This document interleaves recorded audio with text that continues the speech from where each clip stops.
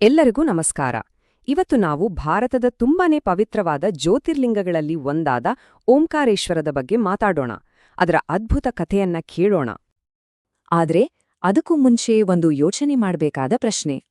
ಭೂಮಿಯ ಮೇಲಿನ ಒಂದು ಆಕಾರ ಅಂದ್ರೆ ಒಂದು ಭೌಗೋಳಿಕ ರಚನೆ, ಅದೇ ಒಂದು ಪವಿತ್ರ ಸಂಕೇತ ಆಗೋಕೆ ಸಾಧ್ಯನಾ? ಪ್ರಕೃತಿ ಮತ್ತು ದೇವ್ರು ಒಂದೇ ಕಡೆ ಸೇರೋಕೆ ಸಾಧ್ಯನಾ? ಹೌದು, ಖಂಡಿತ ಸಾಧ್ಯ ಇದೆ. ಓಂಕಾರೇಶ್ವರದಲ್ಲಿ ಇದು ಅಕ್ಷರಶಃ ಸತ್ಯ. ಇಲ್ಲಿ ಏನಾಗಿದೆ ಅಂದ್ರೆ, ಪವಿತ್ರ ನರ್ಮದಾ ನದಿ ಇದೆಯಲ್ಲ, ಅದರ ಮಧ್ಯದಲ್ಲಿ ಒಂದು ದ್ವೀಪ ಇದೆ. ಆ ದ್ವೀಪ ಸಹಜವಾಗಿಯೇ ಓಂ ಆಕಾರದಲ್ಲಿದೆ. ಇದನ್ನ ನೋಡಿದ್ರೆ ನಿಜಕ್ಕೂ ದೈವಿಕ ಅದ್ಭುತ ಅನ್ಸುತ್ತೆ. ಸರಿ, ಹಾಗಿದ್ರೆ ಇದರ ಬಗ್ಗೆ ಇನ್ನಷ್ಟು ತಿಳಿದುಕೊಳ್ಳೋಣ. ನಮ್ಮ ಮೊದಲ ಭಾಗಕ್ಕೆ ಹೋಗೋಣ. ಪವಿತ್ರ ಓಂ ದ್ವೀಪ. ಇಲ್ಲಿ ನರ್ಮದಾ ನದಿ ಹೇಗೆ ಒಂದು ದೈವಿಕ ರೂಪವನ್ನೇ ಕೆತ್ತಿದೆ ಅನ್ನೋದನ್ನ ನೋಡೋಣ. ಈ ಓಂಕಾರೇಶ್ವರ ಇರೋದು ಮಧ್ಯಪ್ರದೇಶದ ಮಾಂಧಾತ ದ್ವೀಪದಲ್ಲಿ, ಪವಿತ್ರ ನರ್ಮದಾ ನದಿಯ ಮಧ್ಯದಲ್ಲಿ. ಇದು ನಮ್ಮ ಭಾರತದ 12 ಪ್ರಮುಖ ಜ್ಯೋತಿರ್ಲಿಂಗಗಳಲ್ಲಿ ಒಂದು. ಆದರೆ ಎಲ್ಲಕ್ಕಿಂತ ಆಶ್ಚರ್ಯದ ವಿಷಯ ಏನಪ್ಪಾ ಅಂದ್ರೆ, ಈ ದ್ವೀಪವನ್ನ ಮೇಲಿಂದ ಅಂದ್ರೆ ಆಕಾಶದಿಂದ ನೋಡಿದಾಗ ಅದು ಪಕ್ಕಾ ನಮ್ಮ ಹಿಂದೂ ಧರ್ಮದ ಪವಿತ್ರ ಓಂ ಚಿಹ್ನೆಯ ಹಾಗೆ ಕಾಣಿಸುತ್ತೆ. ಹಾಗಿದ್ರೆ ಈ ಪವಿತ್ರ ಸ್ಥಳದ ಹಿನ್ನೆಲೆ ಏನು? ಹೇಗೆ ಇದು ಅಸ್ತಿತ್ವಕ್ಕೆ ಬಂತು? ಬನ್ನಿ ನಮ್ಮ ಮುಂದಿನ ಭಾಗಕ್ಕೆ ಹೋಗೋಣ. ದೈವಿಕ ಮೂಲದ ದಂತಕಥೆಗಳು. ಇಲ್ಲಿ ಈ ಕ್ಷೇತ್ರದ ಹಿಂದಿನ ಪೌರಾಣಿಕ ಕಥೆಗಳು ಏನೇನಿದೆ ಅಂತ ನೋಡೋಣ. ಈ ಜ್ಯೋತಿರ್ಲಿಂಗ ಹೇಗ್ ಬಂತು ಅನ್ನೋದಕ್ಕೆ ಮುಖ್ಯವಾಗಿ 2 ಕಥೆಗಳನ್ನ ಹೇಳ್ತಾರೆ.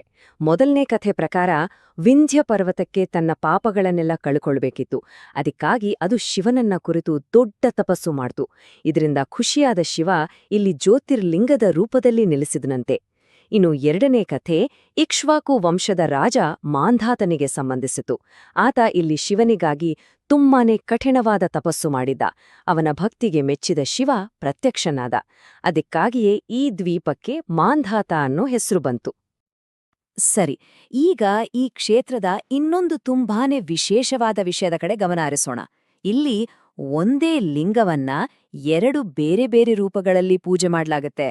ಅದು ಹೇಗೆ ಅಂತ ತಿಳ್ಕೊಳ್ಳೋಣ. ನಮ್ಮ ಮುಂದಿನ ಭಾಗ 1 ಲಿಂಗ 2 ರೂಪಗಳು, ಓಂಕಾರೇಶ್ವರ ಮತ್ತು ಮಮಲೇಶ್ವರದ ದ್ವೈತ ಸ್ವರೂಪ. ಅದನ್ನ ಅರ್ಥ ಮಾಡ್ಕೊಳ್ಳೋಕ್ ಮುಂಚೆ ಜ್ಯೋತಿರ್ಲಿಂಗ ಅಂದ್ರೆ ಏನು ಅಂತ ಮೊದಲು ಸಿಂಪಲ್ ಆಗಿ ನೋಡೋಣ. ಜ್ಯೋತಿರ್ಲಿಂಗ ಅಂದ್ರೆ ಶಿವನನ್ನ ಬೆಳಕಿನ ಲಿಂಗದ ರೂಪದಲ್ಲಿ ಪೂಜೆ ಮಾಡುವ ಒಂದು ಪವಿತ್ರವಾದ ಜಾಗ. ಇದು ದೇವರ ಅನಂತ ಸ್ವರೂಪ, ಅಂದ್ರೆ ಆತ ಎಲ್ಲೆಲ್ಲೂ ಇದ್ದಾನೆ ಅನ್ನೋದನ್ನ ತೋರಿಸುತ್ತೆ. ನೋಡಿ, ಇಲ್ಲಿನ ವ್ಯವಸ್ಥೆ ತುಂಬಾನೇ ಇಂಟ್ರೆಸ್ಟಿಂಗ್ ಆಗಿದೆ. ಒಂದೇ ಜ್ಯೋತಿರ್ಲಿಂಗವನ್ನ 2 ಭಾಗಗಳಾಗಿ ನೋಡ್ತಾರೆ. ಒಂದು ಓಂಕಾರೇಶ್ವರ, ಇದು ಮಾಂಧಾತ ದ್ವೀಪದ ಮೇಲೆ ಇದೆ. ಇನ್ನೊಂದು ಮಮಲೇಶ್ವರ ಅಥವಾ ಅಮಲೇಶ್ವರ ಅಂತನೂ ಕರೀತಾರೆ. ಇದು ನರ್ಮದಾ ನದಿಯ ದಕ್ಷಿಣ ದಡದಲ್ಲಿದೆ. ಈ 2 ಸೇರಿದ್ದಾಗ ಮಾತ್ರ ಒಂದು ಜ್ಯೋತಿರ್ಲಿಂಗ ಪೂರ್ಣ ಆಗತ್ತೆ. ಅದಕ್ಕೆ ಇಲ್ಲಿನ ನಂಬಿಕೆ ಪ್ರಕಾರ ಈ 2 ಲಿಂಗಗಳ ದರ್ಶನ ಮಾಡಿದ್ರೆ ಮಾತ್ರ ಓಂಕಾರೇಶ್ವರ ಯಾತ್ರೆ ಪೂರ್ಣ ಆಗೋದು. ಇದು ಸುಮ್ನೆ ಒಂದು ನಂಬಿಕೆ ಅಷ್ಟೇ ಅಲ್ಲ, ಇದೊಂದು ಪ್ರಮುಖವಾದ ಆಚರಣೆ ಕೂಡ. ಹಾಗಿದ್ರೆ ಈ ಸ್ಥಳ ಯಾಕಿಷ್ಟೊಂದು ಶಕ್ತಿಯುತವಾದ ಕೇಂದ್ರವಾಗಿದೆ? ಯಾಕೆ ಲಕ್ಷಾಂತರ ಜನ ಇಲ್ಲಿಗೆ ಬರ್ತಾರೆ? ಬನ್ನಿ ನಮ್ಮ ಕೊನೆಯ ಭಾಗದಲ್ಲಿ ಇದರ ಬಗ್ಗೆ ತಿಳಿದುಕೊಳ್ಳೋಣ. ಆಧ್ಯಾತ್ಮಿಕ ಶಕ್ತಿಯ ಕೇಂದ್ರ ಓಂಕಾರೇಶ್ವರವು ನಂಬಿಕೆಯ ಕೇಂದ್ರವಾಗಿರುವ ಕಾರಣ. ಇಲ್ಲಿಗೆ ಬರುವ ಭಕ್ತರು ಒಂದು ಕ್ರಮವನ್ನ ಪಾಲಿಸ್ತಾರೆ. ಮೊದಲ್ನೇಗೆ ಪವಿತ್ರ ನರ್ಮದಾ ನದಿಯಲ್ಲಿ ಒಂದು ಮುಳುಗು ಹಾಕ್ತಾರೆ. ಆಮೇಲೆ ಓಂಕಾರೇಶ್ವರನ ದರ್ಶನ ಮಾಡ್ತಾರೆ. ಕೊನೆಯಲ್ಲಿ ಮಮಲೇಶ್ವರನ ದರ್ಶನ.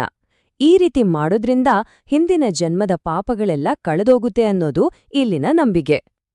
ಈ ಸ್ಥಳದ ಆಧ್ಯಾತ್ಮಿಕ ಮಹತ್ವ ಇನ್ನೂ ಹೆಚ್ಚಾಗೋಕೆ ಕೆಲವು ಕಾರಣಗಳಿವೆ.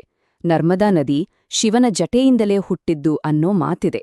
ಅಷ್ಟೇ ಅಲ್ಲ, ಕೇಳಿದ್ರೆ ಆಶ್ಚರ್ಯ ಆಗತ್ತೆ, ಪ್ರತಿದಿನ ರಾತ್ರಿ ಶಿವನೇ ಇಲ್ಲಿಗೆ ವಿಶ್ರಾಂತಿ ಪಡೆಯೋಕೆ ಬರ್ತಾನೆ ಅಂತ ಜನ ಬಲವಾಗಿ ನಂಬುತ್ತಾರೆ. ಅದಕ್ಕೇನೆ ಇಲ್ಲಿ ನಡೆಯುವ ಶಯನ ಆರತಿಗೆ ಅಷ್ಟೊಂದು ಪ್ರಾಮುಖ್ಯತೆ. ಆದ್ರೆ ನೋಡಿ, ಓಂಕಾರೇಶ್ವರದ ಮಹತ್ವ ಬರೀ ಪುರಾಣ ಕಥೆಗಳಿಗೆ ಮಾತ್ರ ಸೀಮಿತವಾಗಿಲ್ಲ. ತತ್ವಶಾಸ್ತ್ರದ ದೃಷ್ಟಿಯಿಂದಲೂ ಇದು ತುಂಬಾನೇ ಮುಖ್ಯವಾದ ಜಾಗ. ಯಾಕಂದ್ರೆ ಇಲ್ಲೇ ಮಹಾನ್ ಗುರು ಆದಿಶಂಕರಾಚಾರ್ಯರು ತಮ್ಮ ಗುರುವಾದ ಗೋವಿಂದ ಭಗವತ್ಪಾದರನ್ನ ಮೊದಲ ಬಾರಿಗೆ ಭೇಟಿ ಮಾಡಿದ್ದು. ಇದು ಈ ಜಾಗದ ಐತಿಹಾಸಿಕ ಮತ್ತು ಜ್ಞಾನ ಪರಂಪರೆಗೆ ಒಂದು ದೊಡ್ಡ ಸಾಕ್ಷಿ. ಹಾಗಿದ್ರೆ ಈ ಎಲ್ಲ ವಿಷಯಗಳನ್ನ ಒಟ್ಟಿಗೆ ಸೇರಿಸಿ ನೋಡಿದಾಗ ಒಂದು ಪ್ರಶ್ನೆ ಕಾಡುತ್ತೆ ಅಲ್ವಾ? ಭೂಮಿಯ ಮೇಲೆ ಬೇರೆ ಯಾವ ಜಾಗದಲ್ಲಿ ಹೀಗೆ ಭೌಗೋಳಿಕತೆ, ಪುರಾಣ ಮತ್ತು ತತ್ವಶಾಸ್ತ್ರ ಈ ಮೂರೂ ಇಷ್ಟೊಂದು ಅದ್ಭುತವಾಗಿ ಪರಿಪೂರ್ಣವಾಗಿ ಒಂದಾಗುತ್ತೆ?